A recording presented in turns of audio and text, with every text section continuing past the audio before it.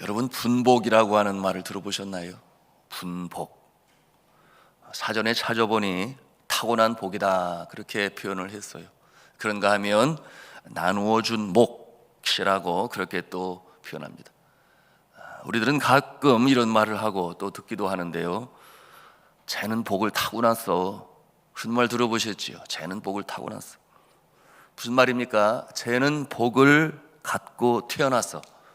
제대로 말을 하게 되면 저 아이는 자기가 받을 복을 이미 받고 태어났어, 뭐 그런 표현 아니겠어요?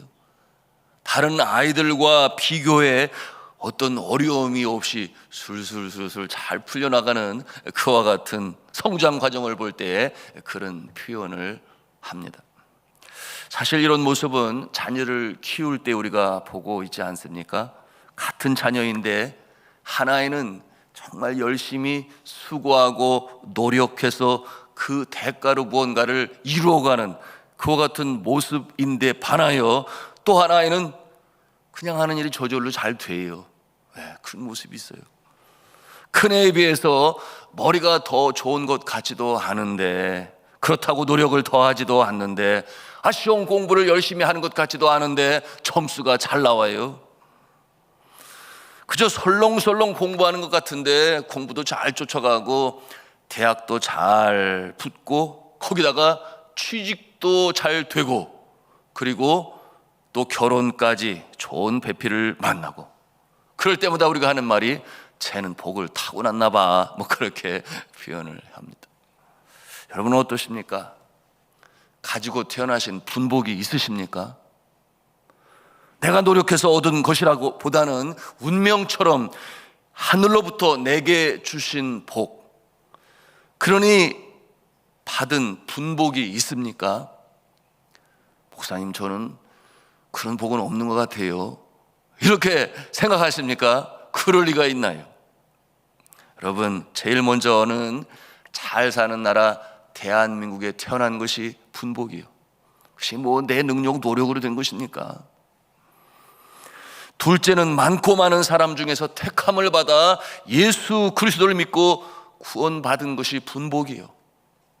셋째는 남들보다 더 좋은 믿음 주셔서 하루를 시작하는 이 새벽에도 주님 전에 나와 기도할 수 있는 것이 또한 복인 줄로 믿으시기를 바랍니다. 많은 사람들이 그러지를 못하잖아요. 예수님처럼 새벽에 미명에 한적한 곳에 가서 하나님의 뜻을 받기 위하여 기도하는 모습은 분명 복이 틀림이 없죠. 그런가 하면은 여전히 부족함 투성임에도 불구하고 천사가 흠모할 만한 직분자로 세워주셨으니 목사로, 선교사로, 장로로, 안수집사로, 권사님으로 세워주셨으니 그것이 분복이요. 또한 그와 같은 일에 충성으로 감당할 때 더 크신 복으로 주실 것이니 그것이 분복인 줄로 믿으시기를 바랍니다. 그래서 우리가 감사할 수 있어야 돼요. 그런데요, 쟤는 나보다 더 분복이 많은 것 같아요, 이렇게 비교할 때가 있어요. 부잣집에서 태어났어요. 머리가 너보다 훨씬 좋아요. 유산이 많아서 노력도 안 하고 잘 먹고 잘 살아요. 여러분, 이럴 때 속상합니까? 안 상해요. 아유, 참 다들 성숙하신 분들이시죠. 그럴 때는 속상해 하지 마시고, 그가 믿지 않는 사람이면 그 부모가 조상이 뭘 잘했나 봐, 이렇게 생각을 하시고, 또한 그가 믿음의 사람이라면 하나님의 은혜가 넘치는 사람이구나, 이렇게 인정을 하시고 받아들이시기를 바랍니다. 대신 나는 여전히 주님 앞에 열심히 살아야 돼. 그 결과가 반드시 있을 거야. 나 때가 아니면 내 자녀 때라도 하나님께서 복을 주실 거야. 그럼 그렇고 말고. 그런데 이런 마음을 갖고 열심히 사는 자의 삶의 모습을 보게 되면, 저의 경험을 통해서 말씀드리는 거예요. 세월이 가고 시간이 갈수록 하나님께서 잘 되게 하시고, 또한 그 삶이 피어나는 그런 모습을 제가 보니 이것이 하나님께서 예비하시고 또한 더더욱 더해주시는 분복인 줄로 믿으시기를 바랍니다. 제가 오늘 성경 본문 말씀의 적용 부분을 미리 나누었어요. 모세가 이제는 118살이 되었어요. 약속의 땅 가나안 땅에 들어가기 2년 전에, 모세가 세상 떠나 하늘나라로 들어가기 2년 전의 얘기를 오늘 신명기 2장 가운데 이렇게 전하고 있는 것입니다. 가데스 바네에서 이 약속의 땅을 정탐한 이후에 12명의 정탐꾼을 보냈는데 10명의 정탐꾼, 그 땅에 거하는 키가 장대하고 그 거민을 보면서 마음에 두려움이 임하고 돌아와서 뭐라고 보고를 했어요? 우리는 더 이상 그 땅을 가질 수가 없다. 그런 보고를 이스라엘 백성들이 그저 100% 다 믿어서 두려움에 떨고 좌절하고 절망하고 심지어 모세를 원망하고 왜 출애굽을 시켰느냐 대성통곡을 하는 그와 같은 모습을 볼 때 하나님께서 노여워하셨어요.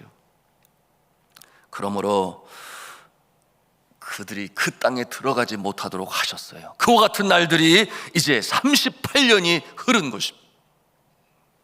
14절과 15절 말씀을 우리가 함께 읽기를 원하는데요.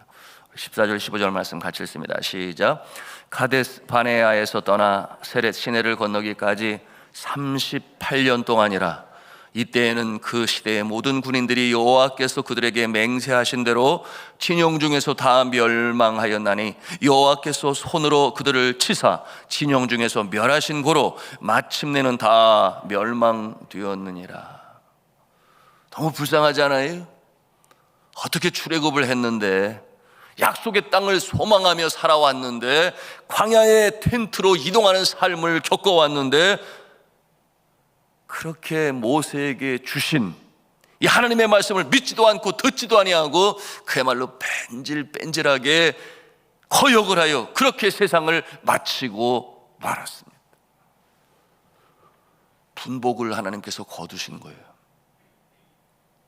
복을 거두어 가신 것입니다. 주셨던 복을 거두어 가셨어요. 우리가 잘 깨달아 알아야 하겠습니다. 주신 자도 여호와시요 거두시는 자도 여호와시니, 주셨던 복까지도 거두어 가시는 하나님의 모습을 오늘 말씀을 통해서 우리가 볼 수 있어요. 이미 주어진 복을 우리가 어떻게 간직하고 그 복으로 살아갈 수 있는지 우리가 말씀을 통해서 깨달아야 하겠습니다. 그리고 이제 새로운 세대, 그러니 20세 미만의 신세대, 그러나 광야에서 보낸 세월이 38년이 되었으니 그들의 나이가 이제는 58세가 되었고 그보다 젊은 사람들이 당연히 많았겠죠. 그런데 그들 중에 여전히 나이가 많은 세 사람이 있었어요. 누구겠습니까? 여호수아와 갈렙, 그리고 모세가 그러지 않았겠어요? 이제 모세는 2년 동안 더 살고 그리고 세상을 떠나게 될 그와 같은 상황 가운데 오늘 신명기 2장인 것입니다. 가나안 땅을 향해 북쪽으로 진군할 때 하나님께서 명을 하십니다. 전쟁을 하지 말아라. 가나안으로 가는 길에 그 땅에 이미 거민으로 살고 있는 그들을 향하여 전쟁을 치르지 말고 그냥 지나가라. 만약에 필요한 것이 있다면 돈을 주고 물을 사고 먹을 것을 사라. 그들 것을 함부로 빼앗지 마사라. 그렇게 하나님께서 이스라엘 백성들에게 명령하세요. 우리 4절과 5절 말씀을 같이 읽겠습니다. 시작. 너는 또 백성에게 명령하여 이르기를 너희는 세일에 거주하는 너희 동쪽에서의 자손이 사는 지역으로 지날진대 그들이 너희를 두려워하리니 너희는 스스로 깊이 삼가고 그들과 다투지 말라. 그들의 땅은 한 발자국도 너희에게 주지 아니하리니 이는 내가 세일산을 에서에게 기업으로 주었음이라. 아멘. 그들이 누구입니까? 에서의 후손들이라고 그랬어요. 너희 동족이라고 그랬습니다. 그가 누구예요? 이삭에게 주어진 두 아들 에서와 야곱, 그 중에 에서의 후손들에게 하나님께서 주신 땅, 그것이 세일 땅이라고 하는 거예요.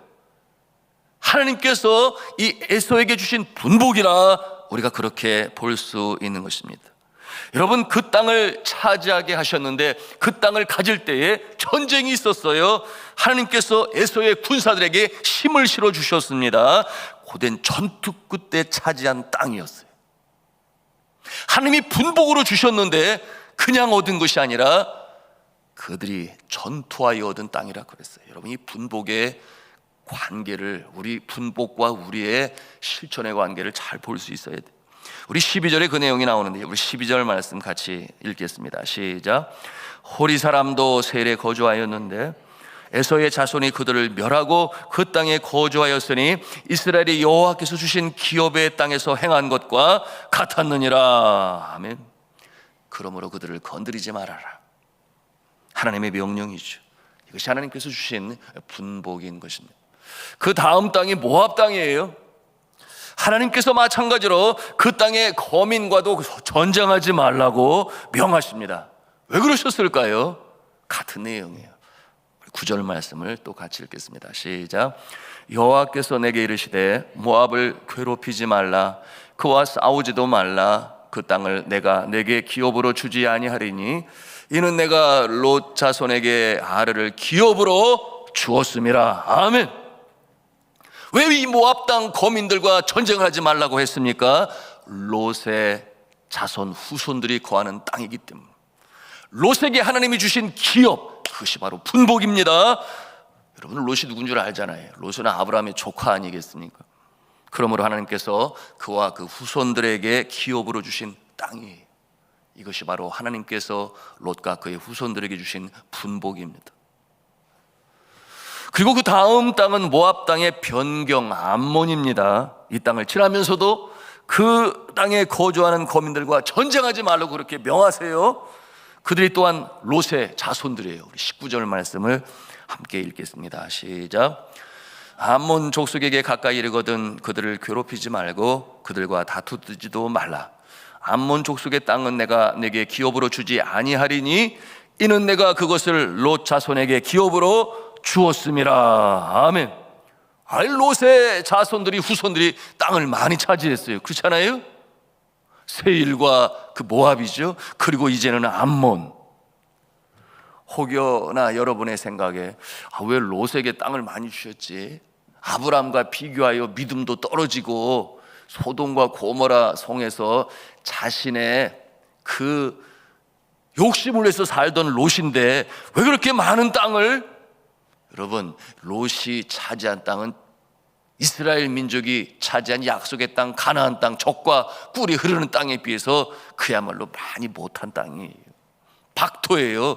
광야로 이루어진 그와 같은 땅입니다. 비옥하지가 않아요. 그것이 하나님께서 그에게 주신 분복입니다. 그런데 하나님께서 이번에는 전쟁을 명하세요. 그 대상이 누구인가 보니 아모리 족속이에요. 그들의 왕은 시혼이라고 그랬어요. 하나님께서 그 땅을 이스라엘 백성들에게 주시고자 하시는 것입니다. 분복이죠. 우리 24절 말씀을 같이 읽겠습니다. 시작. 너희는 일어나 행진하여 하르논 골짜기를 건너라. 내가 헤스본 왕 아모리 사람 시혼과 그의 땅을 네 손에 넘겼은즉 이제 더불어 싸워서 그 땅을 차지하라. 아멘. 그 전쟁의 결과가 26절 이하 마지막 절까지 묘사되어지고 있습니다. 어떤 모습이에요? 승리지요. 당연하지요. 하나님께서 분복으로 기업으로 그 땅을 주셨으니 하나님께서 이스라엘 백성에게 주신 분복입니다. 오늘의 말씀 이 시대를 살아가는 우리에게 어떻게 적용이 되겠습니까? 이미 초두의 말씀으로 다 나누었어요. 각자에게 주신 분복이 있다. 그런데 같은 주님 안에 형제 자매된 자에게 주신 분복에 대하여 시기하거나 부러워하거나 또는 내가 그가 가진 것보다 더 많이 받아서 행여나 교만하지 말고 이와 같은 모습이 되어야 하겠습니다. 여러분, 주 안에서 우리에게 주신 복이 있습니다.